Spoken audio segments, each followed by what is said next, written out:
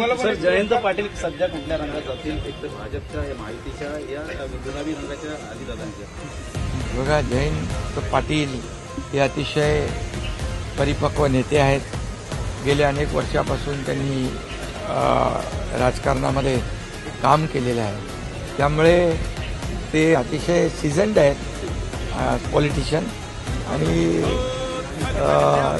त्यांचा अंदाज असं जे काही वर्तमानपत्रामध्ये जे काही मीडियामध्ये सुरू आहे, मला वाटतं त्यांचा अंदाज लावणं कठीण आहे आणि ते पवारसाहेबांच्या सोबत आहे.